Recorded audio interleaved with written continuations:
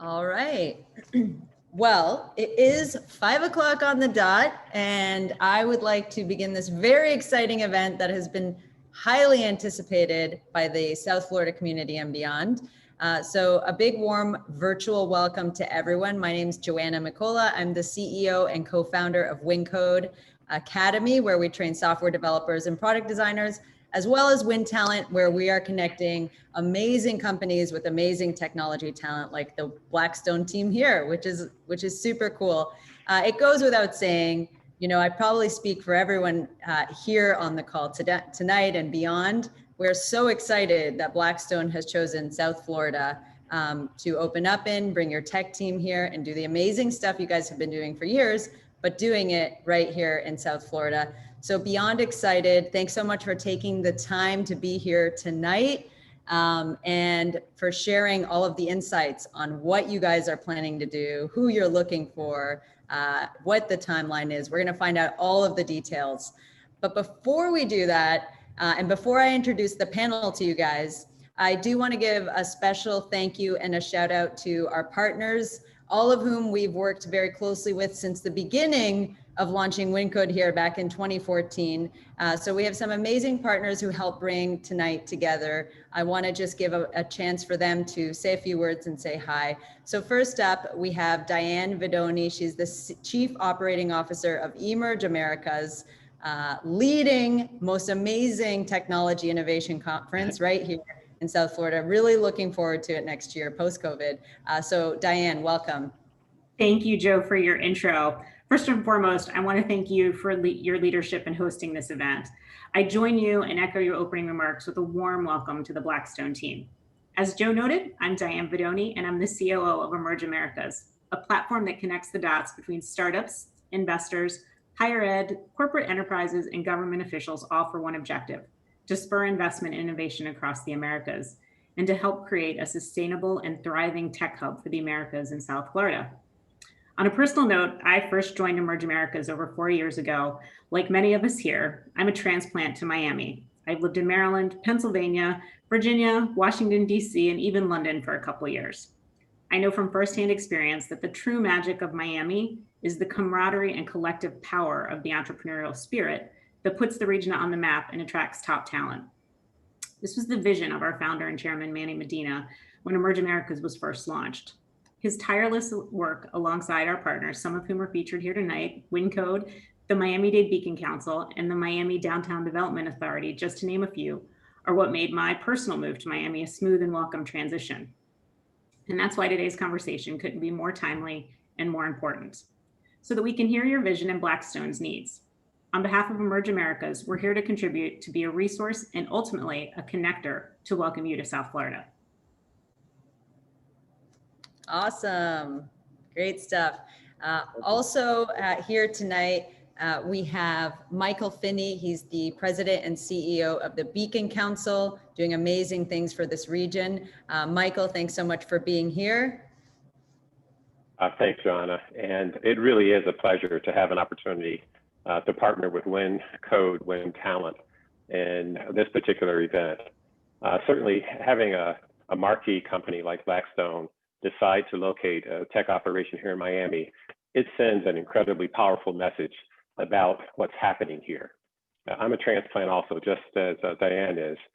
Arrived about 3 years ago, and my decision to come here was based on this incredible upside potential that I saw for the greater Miami area. And I have to say, during that 3 years, this community has more than lived up to the expectations that I had when I arrived. We're seeing incredible company opportunities like Blackstone that have looked at and could locate any place in the world that they wanted to. And they've had a chance to look at Miami, and they've identified this as a place where they can, in fact, secure all the key talent they need, as well as enjoy all the other amenities that are available only here in Miami-Dade. So we value the fact that they're here. And we also really value the fact that we get to play an upfront role when working with companies like Blackstone to help encourage them to locate in Miami-Dade. That is the fact, the work that we do on behalf of the entire county. We are, in fact, that economic development partner, and we do outreach to companies like Blackstone and so many others that we think would in fact be ideally suited to locate here, where the talent pipeline is definitely going to be one that meets the requirements. And more importantly, we just look forward to Blackstone's continued growth here beyond the commitment that has been made. So let's get it going. Let's keep it going. Well said. Well said. Super excited about that. Couldn't agree more. And then last but certainly not least, representing the Miami Downtown Development Authority, also the CEO and co-founder of Pipeline and has been building here in South Florida for a long time, is Philip Houdard. Thanks so much for being here, Philip. Yes, thanks. Well, I would just like to join the others and say that we're absolutely delighted to have Blackstone to come to our city here in Miami. The Miami DDA is the Economic Development Agency for downtown Miami. And for probably the last 7 years, we've been working on a strategy to both develop talent here in Miami, as well as to attract some of the world's great companies. So this is just a really great day for us, or it was when we found out about the final decision. It really makes a lot of sense to us, but it's also a validation for Miami, because we know that in the ultra competitive world of finance that really the most competitive companies really are always looking for an edge. First and foremost, the question of human capital always has to be answered. The tax situation and the business climate and the environment and all that matters a lot, but really if you can't answer the question of human capital, you really can't get started. So we were glad and happy to see that you see what we see. None of this has happened by happenstance. There's been a lot of effort by the Beacon Council and eMERGE and the other companies that are here talking tonight that have been working on talent. As you may know, Miami really is a college town university. At any one time, we have over 250,000 students that are enrolled in college and universities. So when we combine that with the constant attraction and movement of people from all over the world coming here to Miami, it really does create a special place. So I'd just like to say that we welcome you. This is only the beginning. The DDA has also initiated a campaign called Follow the Sun that offers $150,000 to companies that move to Miami that are either in the finance or tech industries and that satisfy several criteria. We look forward to much more. So welcome, and we're happy to help in any way that we can. Well said. Thank you so much, Philip. And we're very happy that Blackstone followed the sun. That's wonderful, especially right now in November. So let's get over to the panel. I do want to introduce my partner in crime here tonight, Ingrid. She's our talent acquisition specialist at Wyntalent. She's going to be helping us on the Q&A side. Welcome, Ingrid. And yay. And on the panel, we have Esther Mcewen. She's the Senior Vice President. We have Josh Schertzer. He's the CTO of Enterprise Technology. We have Adam Fletcher. He's the Chief Information Security Officer. And we have John Stetcher. He's the Chief Technology Officer. So we have a pretty heavy-hitting panel here tonight leading the technology at Blackstone. So really excited to hear from you guys. Awesome, we're excited to be here. Great. So John, just to kick things off, I think we've all done a bit of research, but we'd love to hear from you guys. Who and what is Blackstone? Tell us a little bit about your technology and your innovations team so that we can hear from the team.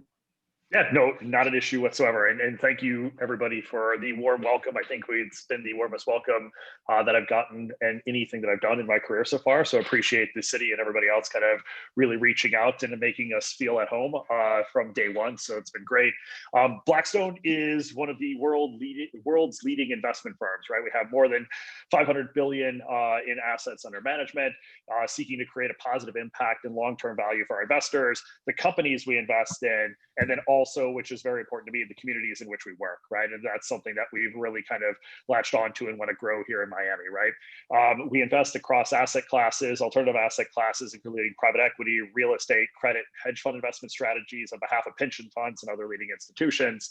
The technology team in general, the technology team consists of 600 plus professionals and top technologists around the world in a number of different sites. The mission really that we have, and some of the folks in the team will talk about kind of more in depth as we go on here, is to bring kind of the bleeding edge technology to our investment professionals and the people that work inside of the firm. So give them the best possible collaboration tools, the best possible workspace to work in, et cetera. Think of that as like the core technology bit. It's also to build world-class applications that help us like analyze investments, work with our portfolio companies, run our finance solutions inside of the firm as optimally as possible, and kind of actually engage or build platforms that help continue to make us the best at what we do inside of the alternative asset management space. So that's really like, you know, the core of what the XTI actually is doing. It goes to a lot of the people that we're looking to hire here. We're looking, you know, to actually bring on folks that work in that core technology space, people that work in the application development space, and then folks that work in the cybersecurity space, because protecting the data and kind of core assets of the firm is another one of those core initiatives that we just need to get right. Awesome, awesome. And you guys will notice that John speaks quickly and with lots of energy. And I can confirm that this has been the case in all of our meetings. And I'm really excited because this is the energy that is coming to South Florida. So starting with Esther, can you guys walk us through a little bit? You know, I covered some, you guys have some pretty awesome titles. Maybe if you guys could just overview what it is you do for Blackstone and tell us a little bit more about your role. Sure. So my name is Esther Mcewen, and I actually just rejoined Blackstone about 2 weeks ago. I'm a boomerang. I spent 9 years working for Blackstone in New York before moving to Miami. So actually a transplant as well.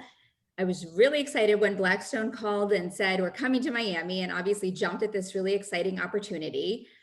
So my role is indirectly related to technology. I'm really here just, to support Josh, John, and Adam, and really get this Miami office off the ground, really focusing on our community engagement and community outreach, and partnering with various organizations and universities to focus on our talent pipeline, both on the experienced, but also on figuring out how to retain talent here coming out of the incredible college ecosystem that we have.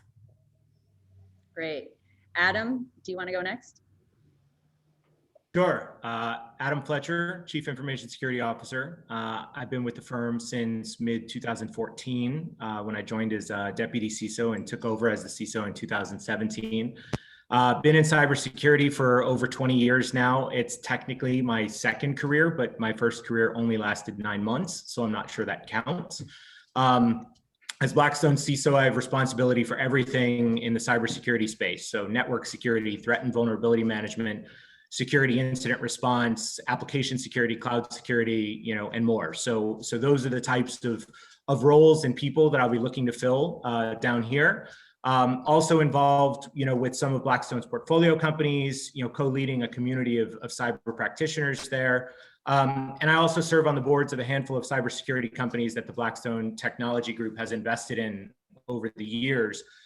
First, because they were technologies that we felt could help us protect Blackstone, and then because we felt that they were so good that there was a market opportunity for us to help them grow and be successful. So I have a pretty unique job in the cybersecurity world at one of the best firms in the world. And I'm also a native South Floridian. I grew up about 45 minutes north of here, mostly in Plantation. I'm a lifelong Hurricanes fan, and I'm really excited to come back. I know he's a true native Floridian because he told me just before the panel started that he slept through Hurricane Andrew. So pretty wild. I'm giving away all your secrets. I didn't tell you this would happen, but it's about to happen. So, all right, Josh, you're up next. Yeah, Josh is also going to fit in very well in Miami because he loves the deep V. But tell us more about what you do at Blackstone.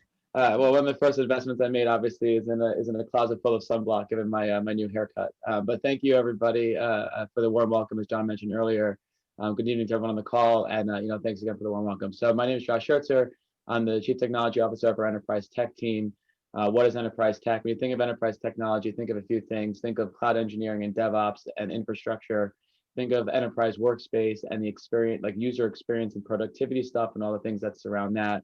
And a lot of the applications that support that enable that productivity. And then the corresponding sort of support and services teams that support those products that are going out.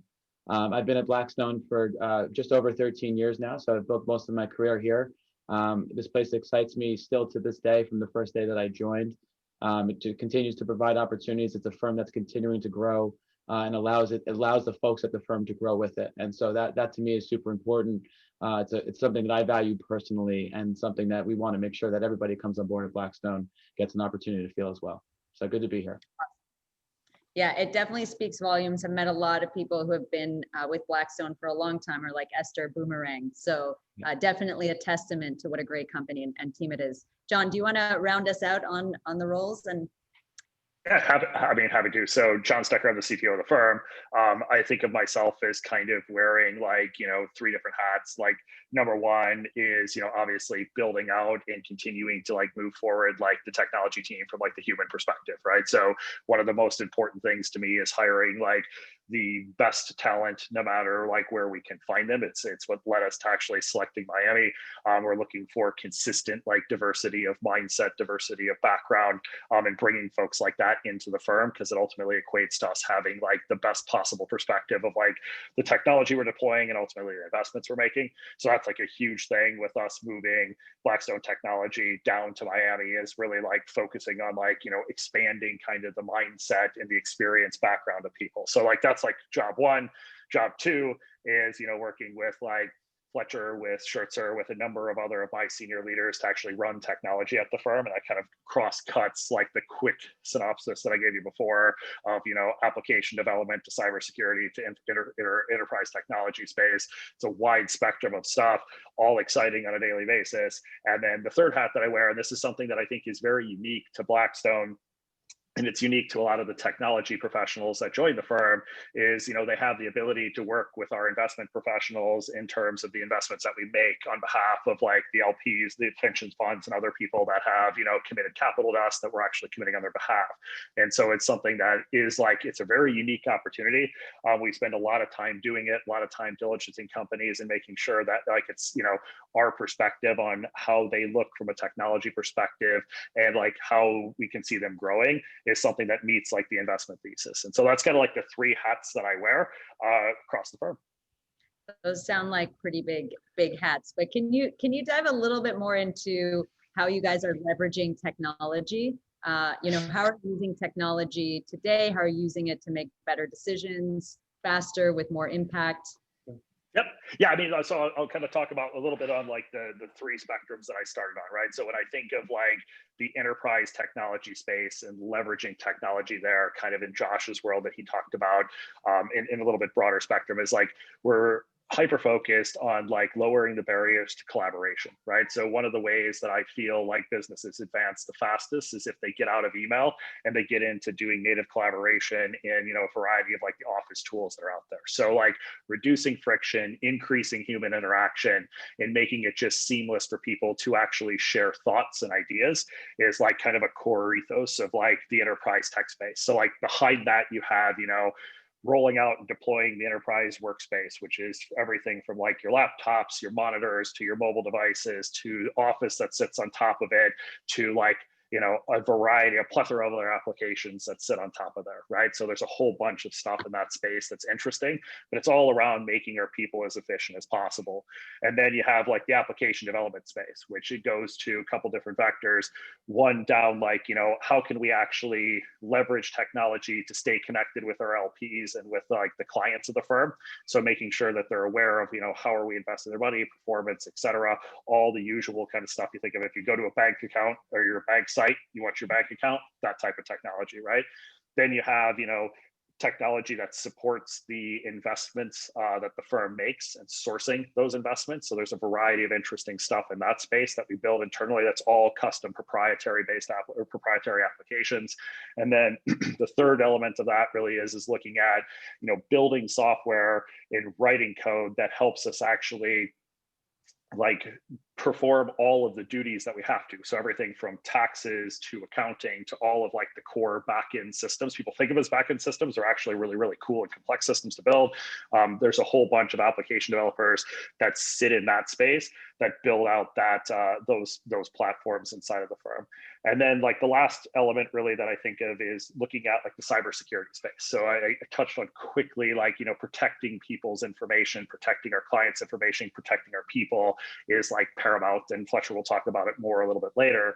But like we invest a lot of time and effort in securing all of our infrastructure, securing all of our data, and making sure that, you know, we really have the kind of hatches buttoned down, you know, to make sure that everything is secure for anybody that has money with us. And so that's a complex, never-ending game.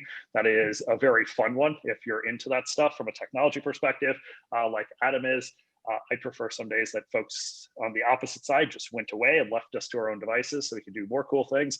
But cyber is definitely a space that we spend a lot of time trying to figure out how do we optimize for. And so that's like the 3 high-level areas. You go beneath that, like I said, you know, there's 600 plus people globally working on this and trying to, you know, really move the firm forward as fast as possible.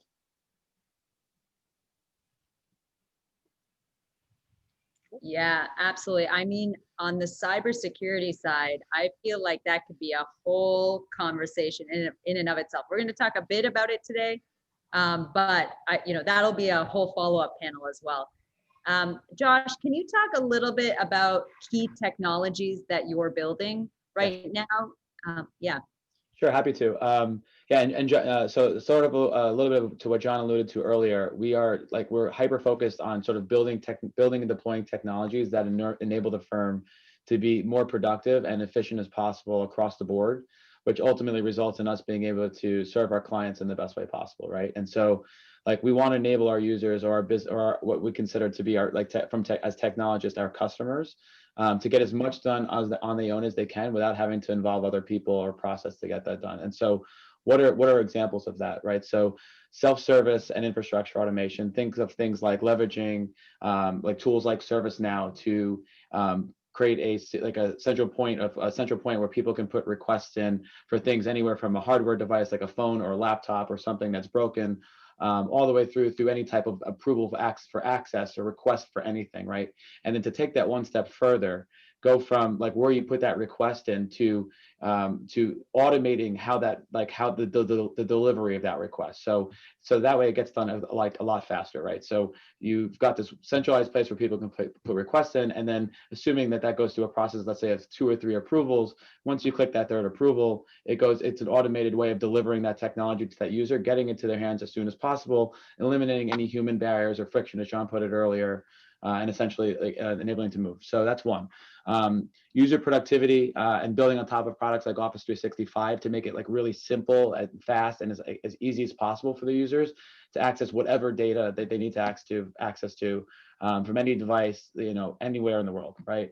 I think like, you know, the flexibility around that stuff, especially in a pandemic world where we're all working remotely, giving our users those tools to be able to for productivity, to enable themselves to collaborate effectively, regardless of where they are sitting, is unbelievably important to us, especially now. But as you can see, as I'm sure as you can expect, going to the future as well.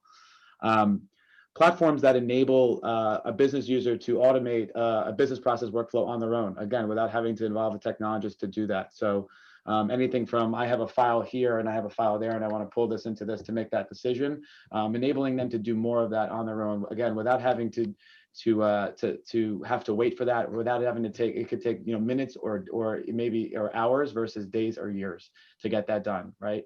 And then all, you know, sort of like I would say the last large one is migration to the cloud, right? So migration to the cloud and cloud native technologies, which we think will have a significant impact on our developer velocity. And why is that important? Because the faster our developers can put features out there for folks, for our users, the faster our users can get the features enhancements they need to, 1, make the good decisions, 2, to push their business process through, et cetera. And so ultimately the firm itself moves faster by us moving ourselves to the cloud and enabling our technology team to move faster.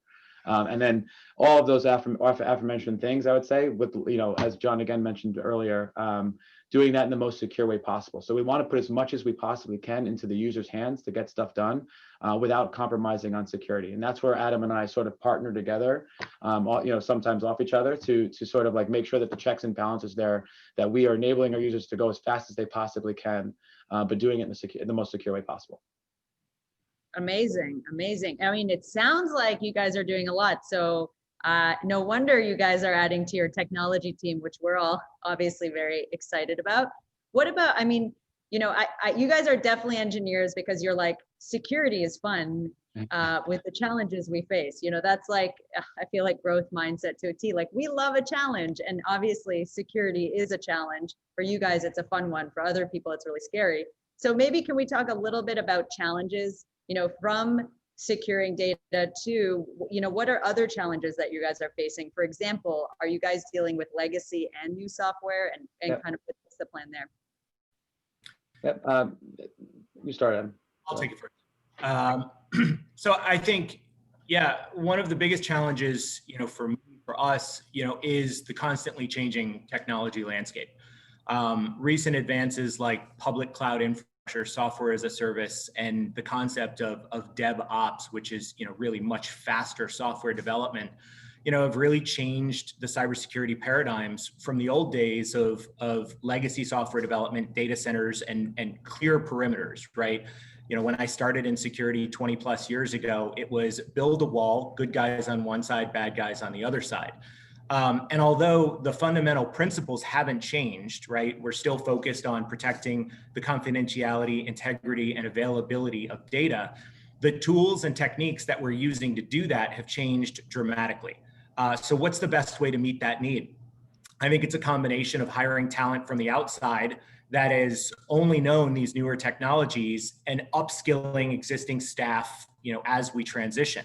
And I think for many companies, the reality is that, they'll probably be cloud only before they know it. So cybersecurity teams need to make that skills transition quickly to keep up. One of the reasons we're expanding here is there's fresh technology talent that's already learned these technologies, and we feel that we can pull from that pool to increase our efficacy in these areas. I think another challenge is one that we've been dealing with for the entirety of my cybersecurity career, which is that there are always more attackers than defenders. And the defenders have to be right all the time, whereas the attackers only have to be right once. And in the last few years, the types of attacks and the ways that attacks can disrupt operations have continually shifted. But there's no silver bullet to defend against all attacks because our data and our organizations at large are so distributed now. So we're constantly testing our approach to ensure that we have the right combination of people, process, and technology to defend the firm as best that we can. But really, we have to transition to the realization that security is not just my or my team's responsibility; it's everyone's responsibility. And that's why I need a partner like Josh, and we need to educate everyone at the organization to kind of help us out. Yep, and I'll add a few of these. I'll preface this by saying, like, these are challenges that we are definitely facing, but also say that these aren't specific to Blackstone. I think we view this as like more broadly in the environment as a whole. You mentioned, Joanna, you mentioned legacy software versus modern design software. That's definitely a challenge here as well as other places. As we continue as we sort of push forward in our journey to cloud, if you think about legacy software, what it takes to support that from a security perspective, what it takes to upgrade that type of software and provide resiliency and like the utmost uptime for that type of stuff, it's a lot more difficult than modern day architectures, right, or cloud native architectures. And so a lot of our way of solving that is, as we're migrating our stuff to the cloud, is take that as an opportunity to really revisit either architectures that we've built in-house that were built way 10 years ago, or third-party applications that are built in a legacy way, and really like take this as an opportunity to either revisit previous decisions, and is there a better way to do that? Revisit the solutions we're using, are there better solutions out there? Ultimately, so that we can, like, at the end of 2021, which is when we plan to finish our cloud migration, really find ourselves in a place where like a lot of that sort of baggage is sort of like left behind us, and we're really, again, enabling ourselves to both move the firm forward in a secure way as the best we can. The second one I would add there, again, not specific to Blackstone, is like in technology in general, as you see firms grow, there's many, you see different firms or different businesses start up, as the firms progress over time. There's many ways, you find that there's many ways of doing the same thing, right? You could have 2 or 3 technology solutions that are solving the same problem. And so why is that challenging? It's challenging for a few reasons. One is there's a cost involved in doing so. There's a support sort of burden involved in doing so, et cetera. And so, as I said, like, as we're revisiting, or as we're pushing for our cloud migration, sort of revisiting these different things and say, okay, there's 3 ways of doing that. Like, how can we consolidate that into one way of doing it, and then but make that one way very flexible, such that it can accommodate different use cases in different businesses and not specific to one group. So a big portion of what we're doing is really trying to put platforms out there that are flexible, that can be built on top of, such that it sort of accommodates for that issue. And then lastly, I'd say that, like, look, this is by the way, this is a good problem to have. Like the demand for technology is growing like every day. I think that's definitely the case here at Blackstone, and I'm sure in other places as well. It's absolutely why we are scaling, why we're building an office and scaling our team down in Miami, why we're looking for great talent down there. But it also requires us to accommodate these technology demands with the best solutions possible. And so, we're trying to tackle it, 1, by again scaling our team via Miami, 2, by like building automation and self-service up front. These technologies, our users are like empowered out of the gate. And our technology team can focus on new stuff versus having like this, like to spend like tremendous amount of time on time and support, if that makes sense. Great. So that's awesome, and very excited once again that you guys are looking to build the team down here to help solve all of those challenges you just listed. So I know there's a lot of people tuning in to be like, how do I join the Blackstone team? Where will I fit in? What should I do? You guys have heard like really great gems on exactly what it is that they're looking for, where they're going to need to add people. John, on that note, in terms of hiring people and getting kind of a feel for what culture they would be coming into, can you talk a little bit about the culture or values of Blackstone, in particular, your tech team? Yeah, no, without a doubt. And also, like, to be clear, I mean, like, the Miami kind of tech hub that we're looking to create is a peer with like the folks in New York and the other sites that we have. I mean, we're really looking at this as it's like first class facility. It's equal parts in terms of like management and like direct leadership reporting to me. Obviously, like in the announcement, Josh and Adam are going to move down there full time. So they're my directs moving down there. We'll work to hire and build out from the senior levels down to the junior level. So this is, a really like a peer across the board to make sure we're able to carry forth the mission that we have, right? If I think of like to explain like the culture here inside of Blackstone, like, I mean, I've had the fortune of working at a number of different institutions, from a technology company to a couple of different banks over time. The biggest thing that made me join a little less than a year ago here is this place truly is like a rapidly moving meritocracy, right? It thrives across the board on sharing ideas, like individual growth, encouraging like diversity of thought, which I touched on kind of early on, and we can go a little bit deeper on that, and then creating like a fun team environment. So this place, like in the interviews coming in, I was like, oh, interesting. It's the talking points, that typically kind of make you want to join a place, talking about teamwork and diversity of thought. And upon arriving here, it's just like, it's been proven in spades that this is just the way the firm from like the top of the house down thinks, right? It is a team game. It is a team sport. It's something that I've thrived in my whole life in playing team sports. And it's great to actually have like a company that like supports and embraces that mentality, right? You win together across the board. And that's the way I look at technology, and like the technology team that I'm building out is like a really big focus on, playing together as a team, everybody kind of supporting each other and bringing each other along. The diversity of thought stuff, I think, is massively important to me. And it's why I value college new hires, people coming into the career path or coming into like technology careers from alternative backgrounds, lateral hires coming from a variety of different companies, is they really bring like diversity of perspective, diversity of struggle in some cases to the equation, and they help you build the best possible solutions in the forward. And so like across the team, that's what like I want to create, is people that can be contradictory, but then like once a decision kind of gets made, we get in line and we all kind of rock it together. And so that's something that like to me is just like super important as we build forward, is getting that right. Overall, like I would say, like if you come to the firm, doesn't matter like which level you're at, your ideas get listened to. I think if you were to talk to a number of college new hires that we hired last year and over this summer, even though they joined at a really funky time working from home, not being able to ever go into the office, not being able to meet their coworkers, I think almost to the woman or man, they can tell you that they were able to have an impact because their voice got listened to and their ideas got listened to. And if you're able to defend your ideas and actually say this, no, this is why it's better, and here's the scientific proof behind it, like go forth and conquer.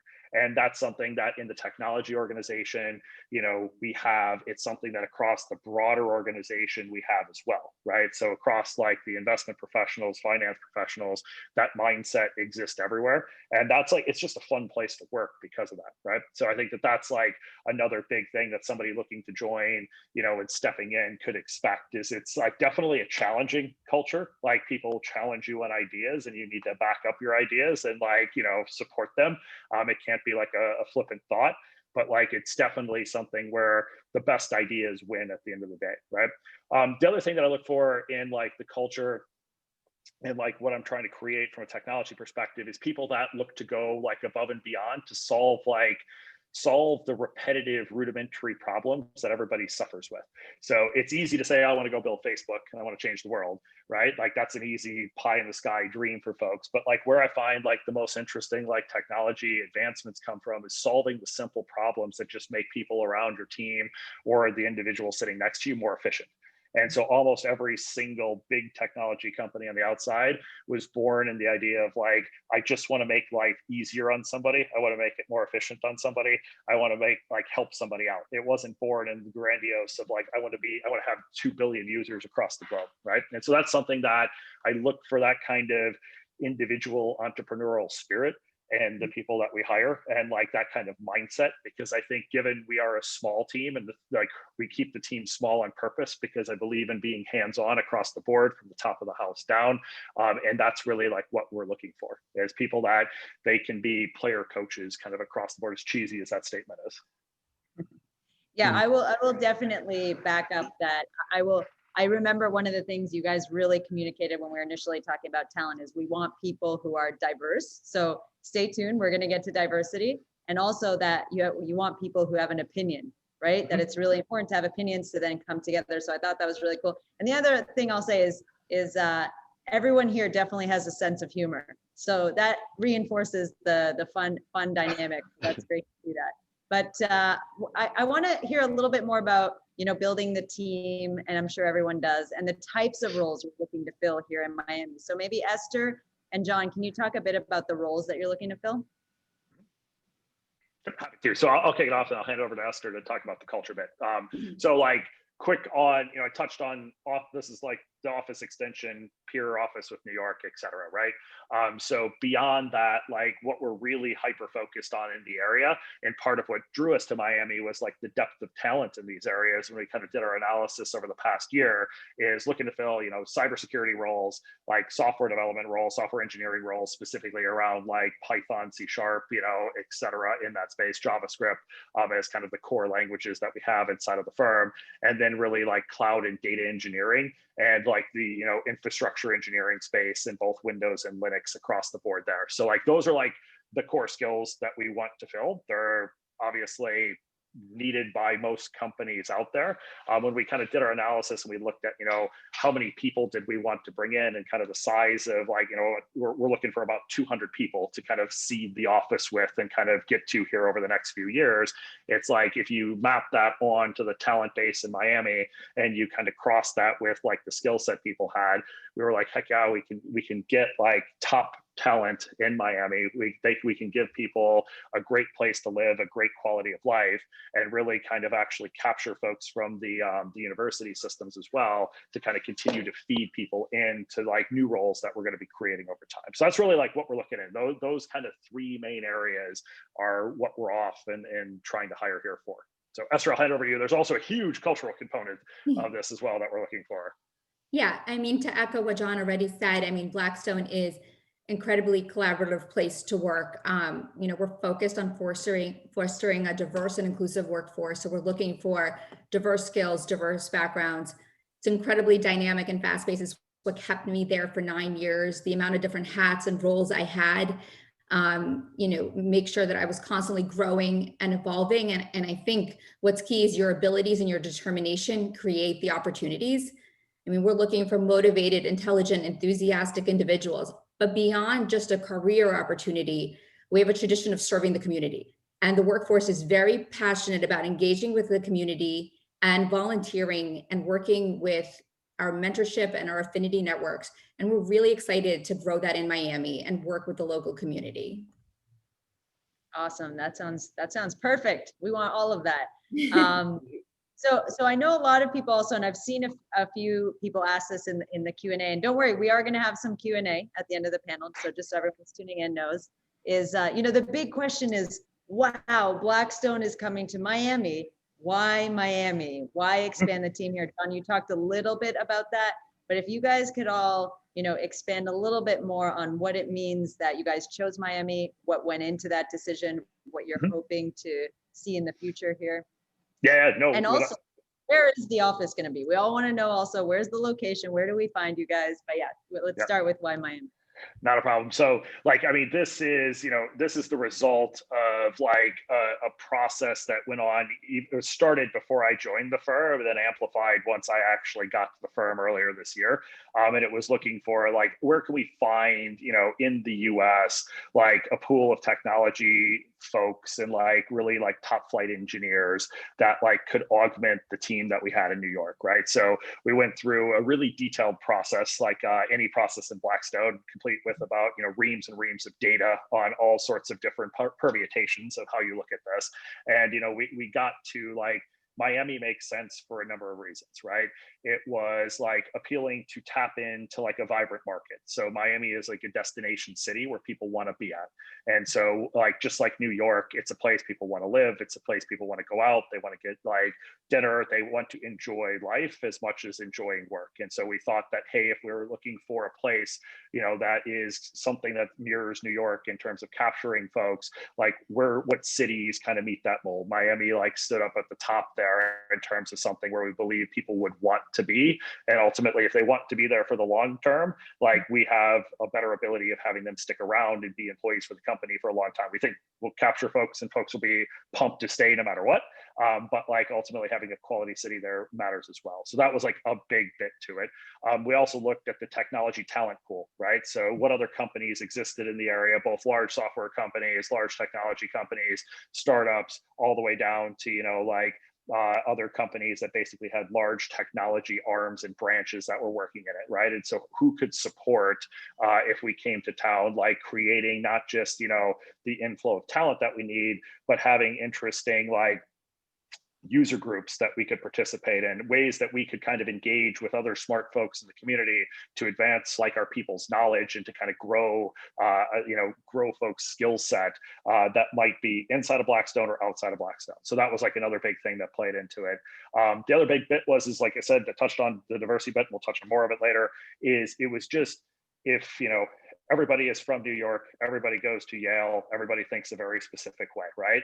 And so part of what I wanted to make sure we were able to do is we actually have a very diverse like workforce inside of the firm as it is, but actually being able to have and capture and bring into the fold folks from Latin America, folks from Miami, folks from Florida in general, and actually have people that have different backgrounds, once again, goes to like just building the highest quality team because you get diversity of perspective. And so when we looked across like all the data from like, you know, folks that graduated with comp sci degrees, folks that graduated with college degrees in general, what were their backgrounds, skill sets, et cetera.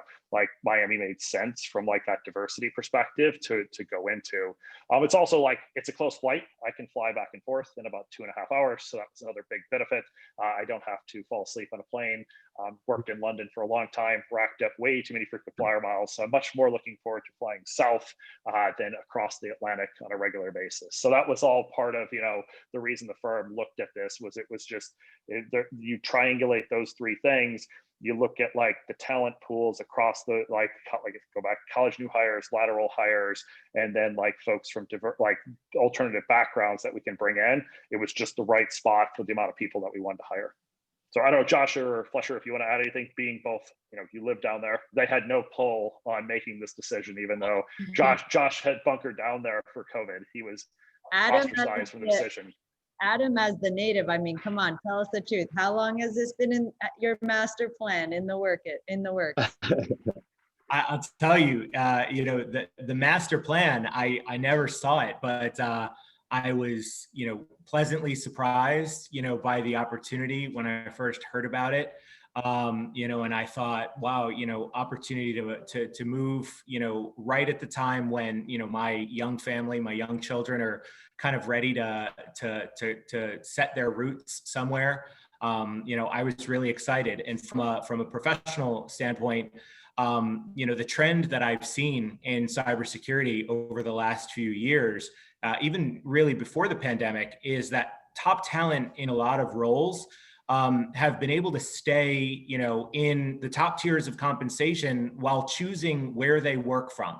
And that's a direct impact on their quality of life. So when we started talking about, the cyber talent pool, here in South Florida, we really felt that we could recruit and retain, top talent by offering them those things, and an office to go to in Miami if they wanted to. And I spoke to some of my peers down here who I was already connected with, who told me that they've had a lot of success, building their teams in the area, because, the combination here is really appealing to people. So that got me excited, both personally and professionally, to make the move. Yeah, I would just add that I think, look, I'm definitely a New York snowbird, like many others. So I spent a lot of time in Miami. Look, my feeling on it is the city of Miami is a great city. The people there are great. The schools are amazing. I think there's a lot of untapped talent down there. John alluded to some of the verticals of where that talent currently resides.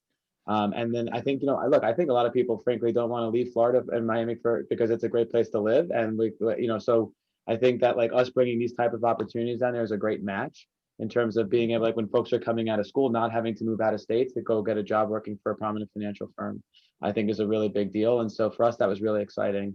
Yeah. Awesome. Yeah, so to answer your last question, we'll be at the Southeast Financial Center. So that's where we're setting up shop to get started here. And then we are finalizing kind of the actual final building that will be in here. We'll actually have it wrapped up shortly before the Thanksgiving timeframe. So temporary in Southeast Financial Center down in Biscayne, and then I would say not too far away from there once we kind of get the final one all inked and the actual signatures dry.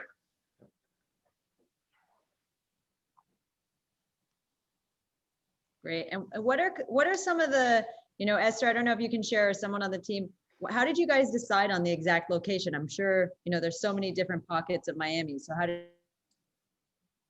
Sure. I think for us, the most important thing was being in a really central, commutable location. We want to make sure that our employees have access to various transportation options and amenities. And those were really the critical considerations. We want to make sure someone coming from the north, the south, has a way to get there via public transport, or a fairly decent commute, and then obviously be near various amenities, restaurants, doctors, pharmacies, whatever they need access to. Yep. Yeah, and I'd add to that is, we really wanted to also make sure that the building was top notch across the board, right? It was a spot where people were excited to come into. It had the right level of like, you know, open spaces and big windows from a collaboration perspective. You know, there's a number of different things that were like building centric that we spent a lot of time on, just to make sure this was like top flight kind of across the board, for any of the folks that come and join us. Awesome. Really looking forward to being there post-COVID and soon. So that's really exciting. So you guys, something that's really exciting and interesting also is you guys talked about the importance of diversity in people and thought and experience. And so can you talk a little bit more about your diversity and inclusion efforts and how Florida, South Florida in particular, is going to help you achieve those? Yep, not an issue. I'll touch on it quick. I mean, so I think I've said it 3, 4, or 5 times now about like why diversity of background and thought process is so important to me inside of the firm as it exists today, right? We have a number of different like affinity networks, including veterans networks, which we aim to cultivate kind of, you know, a community of veterans folks, right? Like ex-military people inside of the firm. We continually find that we actually are able to get great talent from there, folks that, you know, work at an insane level. So a lot of those kind of affinity networks are stuff that we're looking to tap, and for people that kind of come out of there to join the firm.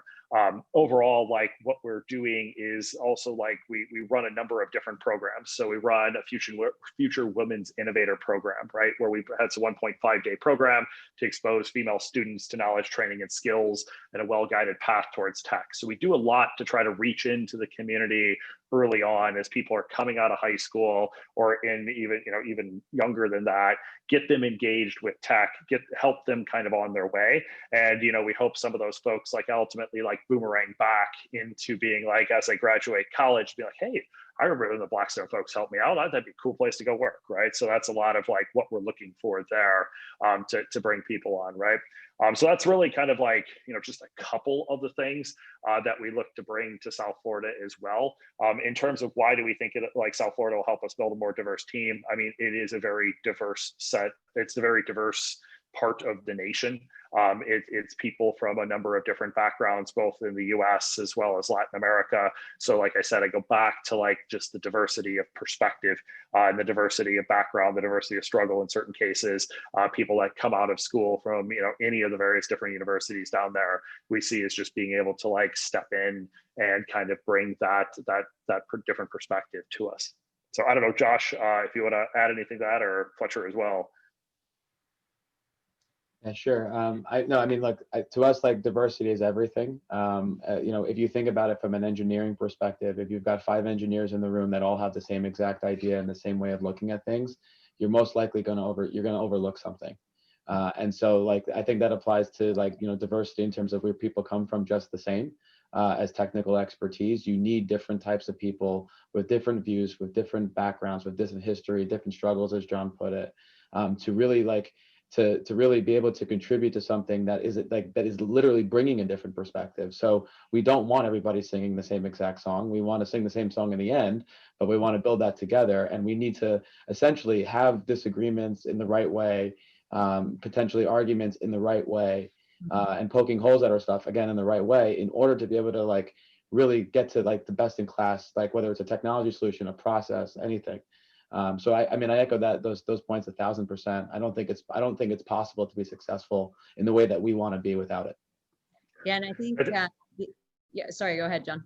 I was just gonna say, I mean, I think like, you know, one of the other things for folks listening, like that I think is cool about the firm. So BXTI, right? So Blackstone Technology and Innovations, we have our own like diversity and inclusion committee, our own D&I committee, right? And one of the things that we're super focused on is, as we build out this organization in Miami, is figuring out, like, I view part of like being a good human / good, like, you know, employee to the firm is like giving back. And so, like, you know, we're looking for folks that are really interested in that, right? Because one thing you can do is, like, if you go back, lift somebody else up, like, ultimately you're going to find people that you can bring into the firm as you lift folks up. And so that's part of like what we're looking for seating. And so Esther's running point on that. She's doing an awesome job kind of getting engaged with the community already. And there's a ton more to do. And so that's something like, as we, hire the first wave of folks that come into the firm, like we're looking for like, what are your ideas in that space? And because you're a native South Floridian, you can help us figure out what matters most, right? And you can help shape kind of like what we do in the community as Blackstone goes forward here. Absolutely, totally agree. Yeah, and just to reiterate for everyone tuning in is something that's also great is Blackstone is looking to add diverse talent at all levels. So from junior all the way to senior roles. So, lots of different backgrounds, levels of experience. So I think that's going to be really really great. And Esther, maybe you can tell us a little bit about, you guys are obviously, you're going to be here. You're looking to hire local. That's awesome. I'm a huge advocate of that. Think there's great local talent here as you guys have done your research, but you're of course also going to bring in talent out of state. Blackstone's a big name, going to attract a lot of people. So can you tell us a little bit about local versus out of state talent requirements, how you guys are going to balance that, what the plan there is? Yeah, I mean, our primary focus is to hire and recruit locally. I mean, that is where we're focusing our efforts. We're focusing on partnering with universities, with veterans networks, with tech organizations, and identifying some critical local recruiting partners. And we're really hopeful that, the bulk of our hires are going to come there. That being said, of course, we're looking for best in class, but should an opportunity arise for someone, to come back to Florida, then, maybe we'll get some boomerangs like Adam. But our focus is really on local. We believe there's incredible talent in Miami, and we really want to tap into it. Awesome. Really looking forward to that. So going a little bit back to the challenges, Adam and Josh, maybe you guys could comment on what about the talent gaps you're seeing today? So the gaps you guys are looking today and kind of the challenges you're seeing in talent gaps as well. Sure. Yeah. Sure, I can kick off. So I think, I think, looking at the market in general, I think what we've seen, as you know, we have a big recruiting. We've been recruiting in New York for quite some time. Now we're going to begin that in Miami as well. What we've seen is that there is definitely sort of a very focused skill set in the market where potentially people coming from other companies have been sort of siloed in what their focus has been as a technologist. So I'm a system administrator, I'm a developer, et cetera, and like focus on that one thing. And if you think about like the world, like a good example of that, of how that's now starting to come together is in the world of DevOps, where developers need to think about infrastructure and infrastructure folks need to think about development a lot different than they have before, right? And so we know that coming into this, right, that not everybody's going to have a broad view on every single technology piece, and that is totally okay. Our way of like sort of addressing that is by creating an environment culture where essentially like we can provide technologies with like both exposure to the areas outside of their immediate area of focus, and also like empowering them to learn and try things quickly without obstacles and without punishing for mistakes, and instead like using those as real learning opportunities for people to learn and grow. And so like I think that in quite large organizations than ours, what you find is like there's so many people that it's like you have one person to do one thing. Like the unique thing about Blackstone is simply that we, as John mentioned, we intentionally keep this team small, and we like to think broad with a small amount of people. And so like again, get like the way that you can do that, the way that is the type of environment that you create. Like a lot of folks that are coming in here that are in those situations, like I would encourage them to not be intimidated by that, and instead feel comfortable that you're going to come to a place and learn and not be penalized. Honestly, like we literally look at every mistake as an opportunity to learn and capitalize on that. And so that type of environment is what builds great technologies. It's what builds it's what enables people to learn more and grow in their careers. And like that's ultimately what we think is going to make us successful. Yeah. So from my perspective, the cybersecurity talent gap has been headline news for a long time now, at least in security magazines. Whether you it's 1 million jobs by the end of next year or 3 million by the end of 2022, as attacks become more common, as data breach laws become more standardized, every company is realizing the need to have cybersecurity protection in place. So the need for cyber talent continues to grow, exponentially, but the pipeline doesn't seem to be keeping up. There are great programs out there that are training cybersecurity talent, and we've worked with a lot of them, whether it's highly specialized second career type training or university undergraduate and master's degree programs.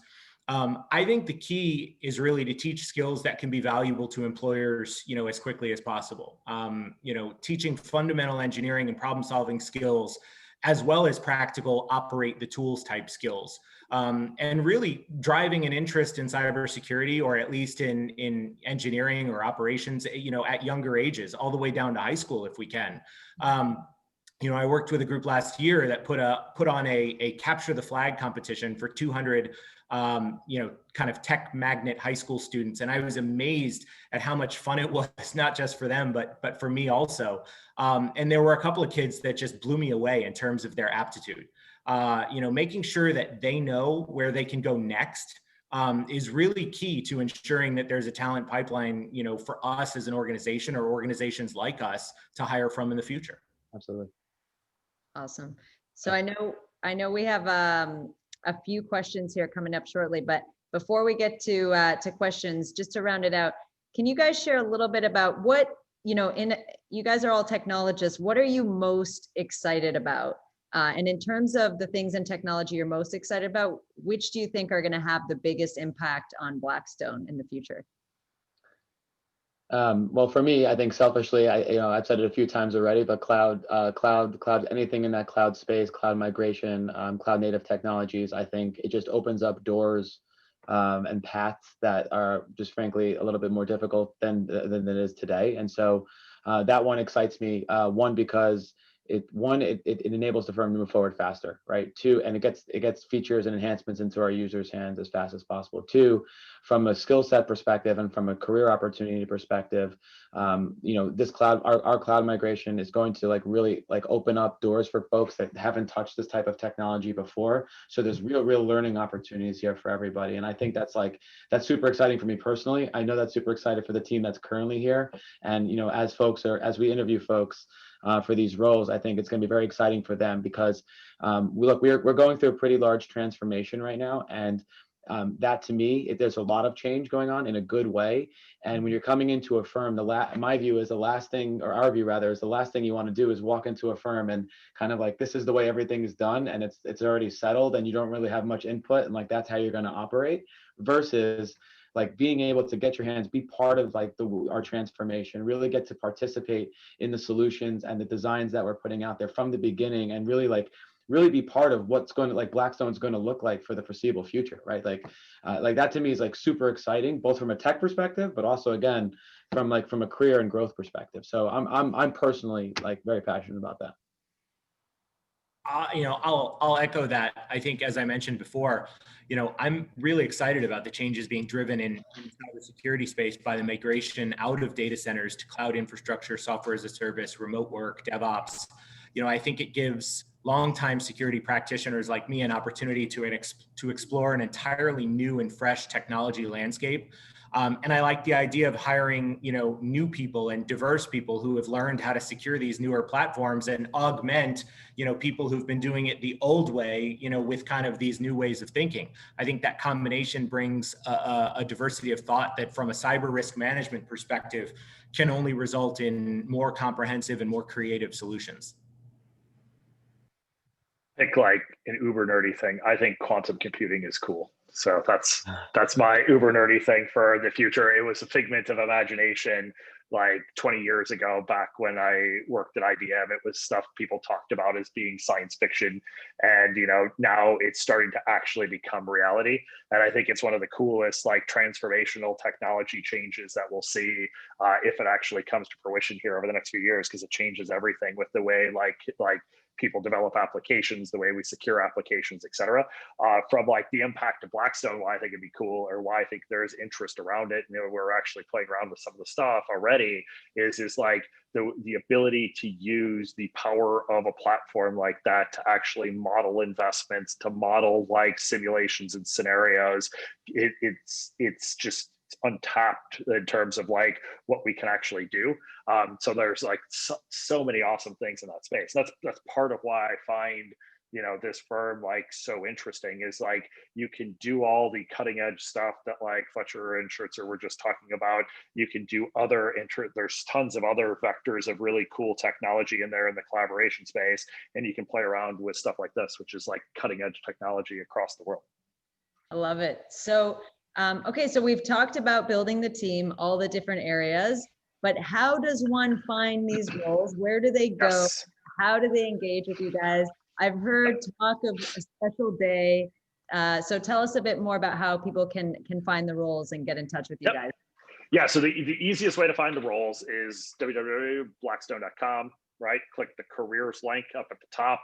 Literally careers will take you to why Blackstone. Go to the bottom, click apply, or join our team, click apply. And underneath there, you'll actually be able to filter by city code Miami, very simply, and you'll see the 18 jobs that we have actually listed out there. Underneath those 18 jobs, there's multiple positions, but it gives you an idea of like how we're starting, right? So from there, that is legitimately the easiest way to go off and get your application into the firm. We're going to do a number of kind of super days from a hiring perspective, because what we want to do is actually like focus getting together a bunch of people, actually giving folks a good experience in terms of like, this is what Blackstone is, kind of integrating and talking about what we do from a firm perspective, from a cultural perspective, et cetera, and then ripping through a series of interviews to try to optimize people's time. So we're going to do, the first one will be week after Thanksgiving. The second one, we'll figure out when we actually do that. But the idea is to kind of host these types of days just to really give people like a specific thing to work towards, right? It helps me prioritize like the people on my team and get them kind of calendar blocked. So we are there, present, rip through the interviews as well. And it gets people from the actual, the applicant side, the ability to kind of prepare for the interviews that have like a specific date that they're targeting. But yeah, career like Blackstone.com, hit the career link, apply, like join us, filter by Miami, and you'll see them all sitting in there for you. I even made sure it just worked. I knew what it was, and I was like, I'm going to click through this in my head just to make sure. And yes, it does work, as I said. All right. So you guys heard it here. Multiple positions open. Looking now, Blackstone wants you to South Florida. They want you to join the team. So make sure you check that out. We are going to wrap up here shortly. But before we do that, we do have some questions. So I'm going to turn it over to Ingrid just to pose a few of the questions that have come in from the participants. Awesome. Yes, so many good questions coming our way. One of the ones that you all talk about bringing diversity and working with young talent. What are some soft skills that you want to see with these candidates? I don't know if we want to start with John and Esther, and then just a few of them that would stand out for you. Yeah, no, I'll hit on it, and then Esther, you can take over, then we'll get to the next question, so we make sure we burn through as many of these as possible. Yeah. So soft skills that stand out to me is less like a want to like learn, and a want like an inquisitiveness, and kind of like, I always personally like in interviews when people ask me questions. Like I find I can get to kind of like the core of the person that I'm talking about, like how they think about problems by the questions they ask me. And so like, that's something that I think is just like a skill set that we need in the firm, is people that are inquisitive, ask questions, and then ultimately ask a second order question to kind of go the next step. That one, the teamwork stuff we touched on, people that can like walk in and show, here's where I actually teamed up with somebody, and here's where I, in certain cases, played second fiddle to somebody else because like, I'm a good team player, right? Like that type of stuff, and how you can articulate it is key from like a soft skill perspective to me. So like, those are like two things that I look at. But Esther, like. Yeah, no, I mean, I think just being able to work in teams and being part of, a feedback loop. Blackstone's all about 360. And I think just having the soft skills to be able to, collaborate and communicate, receive feedback and give feedback to make sure you're evolving and growing, as well as the people around you are. Doesn't matter if you're a senior executive or, a junior person, it's kind of the same kind of playing field from that perspective. Awesome. And again, everybody wants to start working right away with you. So one of the questions that we received is, are there internships in the foreseeable future here in Miami, and how are you collaborating with local talent? Yep.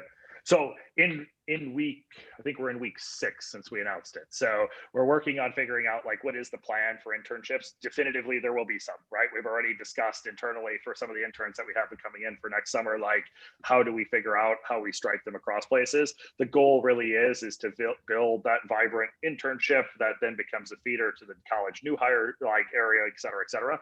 That's something that we'll get bootstrapped and started up. No promises on when, but like Esther is working on it for us. And then obviously with myself, Josh and Fletcher and kind of the rest of the team, we'll make sure that we create the same exact internship programs that we have in New York, in Miami. Wonderful. And then I know there's quite a few roles on the Blackstone website. I look at them every day. But will you be opening up more roles? I know that our UX UI designers are asking, our Scrum Masters are asking, product owners. Oh, so many people are asking what roles, if you know, for next year, 2021.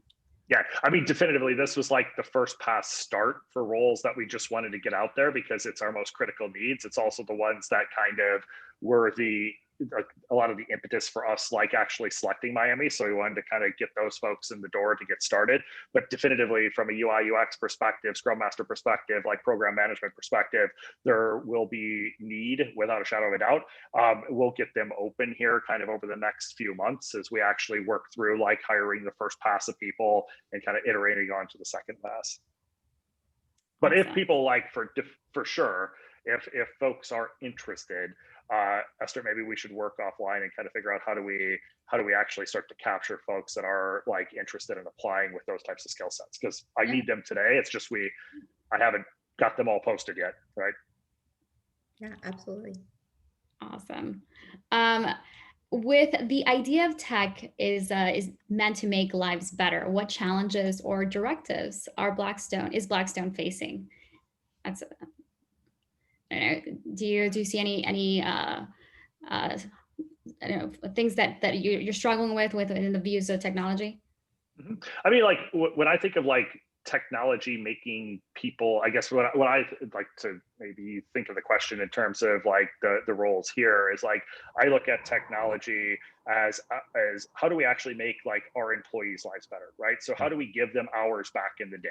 And so a little bit of like what we talked about earlier with Josh's world from the collaboration space, there's a number of jobs there that are like building out and actually moving forward that estate to help our people collaborate more, right? If we can get people out of the, like, let's build a PowerPoint, then let's send it to people in email, then let's have them edit it, then let's put it back together, and then let's like dedupe all of the different changes that they made. Saving people 15, 20 minutes a day means a lot of times that they have 15, 20 minutes a day to spend with their kids more, right? And so like all these things are material will impact the employees of the firm if we get it right? The other thing that we do is I think, you know, when you talk about the cyberspace, like I look at like, what can we do to make people's lives better? Like advancing the cyber profile of the firm and collaborating with other people. You know, I believe our cyber team is one of the best in the world, like actually joining it, working to collaborate with like other different cyber teams and protect folks' information better, makes people's lives better at the end of the day, right? Because it decreases fraud across the estate, the financial services industry, et cetera. Perfect. Again, I keep saying this, I sound like a broken record. Everybody wants to meet you all. And so one of the questions is, are there going to be more events where people are going to get to connect with you and, you know, either by this year or next? Yep. I think we're looking to run a lot more of these because I think it's better. It's even like what I'm interested in doing is, you know, for the folks that are joining the firm and the folks that are, you know, like Josh, Adam, Esther, is like getting them more known in kind of smaller settings in the community where it's more intimate. People can ask more questions. I'd love to run more stuff like that. You guys were the ones that said, hey, awesome, let's do this. Let's get started. And I was like, high five, let's go off and get it done. So this was a great bootstrap, but like definitely like want to do more of this stuff to engage deeper with the community. Yeah, I would agree. Definitely more virtual events, and then obviously, you know, as the pandemic stuff sort of gets a little, you know, back to normal, we'll definitely do a lot more in-person stuff as well. Yep. Well, we can't wait. I forgot to ask John. Someone I said I missed what was John's favorite technology was.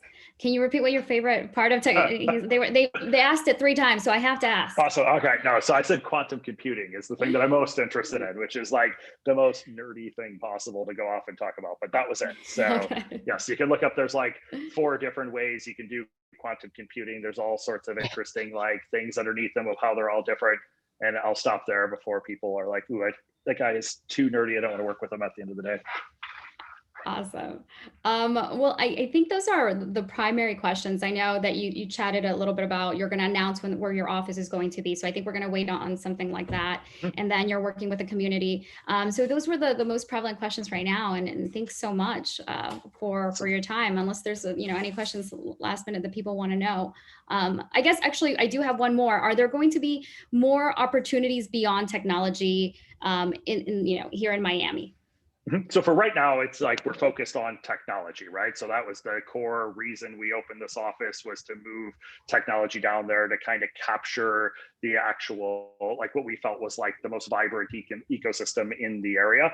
When you go out of that, like you said, the derivative works before is like UI, UX skills, Scrum Masters, I kind of see them as working on helping us drive the intersection point between our businesses and technology forward as well. So that's like, those are roles that we'll have open here in the near term as well. Fabulous. Someone wants us to explain quantum computing. That is going to be for another day, not today. Not today. Well, thank you so much. Those are some of those questions. And again, thank you for your time. And it's always a pleasure working with y'all. Absolutely. Thanks for Awesome. having Yes, so we will be posting links so that you can go back and study and re-listen to everything they're looking for, find out where to find them, who the players are, what their roles are. All of this will be posted. Also really excited that there'll be more events in the future. I feel like there's got to be a whole thing dedicated to obviously quantum computing, but more so cybersecurity, cloud technologies, culture building on a tech team, and diversity. I mean, there's already 3 great events there, but once again, we're so excited to have all of you in South Florida. And I will say it's very cool. Blackstone is working with a lot of people. They've integrated into the community very quickly, but they were, high five, John, game on right away for a virtual event, kind of talk to the community, answer questions. And I know that this is just the beginning of many, an awesome relationship in the community for all of us. So welcome once again. Thank you so much for tonight. And thank you to everyone who joined us. Thank you. Thanks, everyone. Thanks, Have a good night. Have a good night. Good night, everyone. Thank you.